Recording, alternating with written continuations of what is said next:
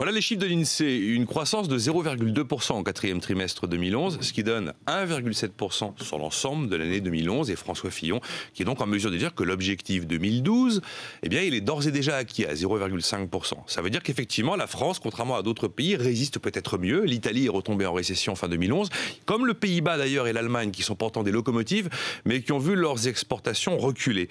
On peut presque se demander si la récession, c'est pas le nouveau nuage de Tchernobyl. D'ailleurs, notre président lui-même hier a répété que la France était un bouclier qui nous protégeait. Alors si notre modèle français c'est véritablement la martingale absolue, eh bien on peut continuer. On peut continuer à dépenser 1100 milliards d'euros tous les ans face à 2000 milliards de richesse, de PIB. On peut continuer à appuyer tout bord confondu sur l'accélérateur des impôts, pourquoi pas. On peut continuer aussi à promettre aux électeurs une meilleure retraite dès l'âge de 60 ans. On peut continuer à dérouler le tapis rouge fiscal à l'assurance vie, au livret A ou encore à l'immobilier. On peut continuer à faire rêver au retour des usines avec des cheminées qui fument si on parvenait à ériger des digues anti-chinois.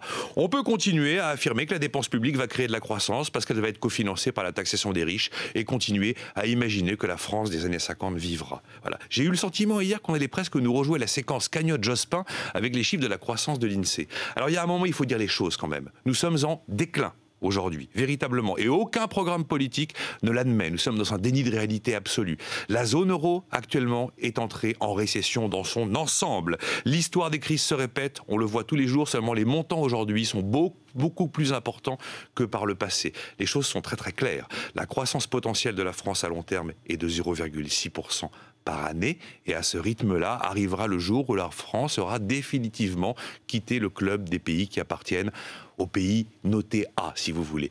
Il est véritablement urgent de cesser d'attendre.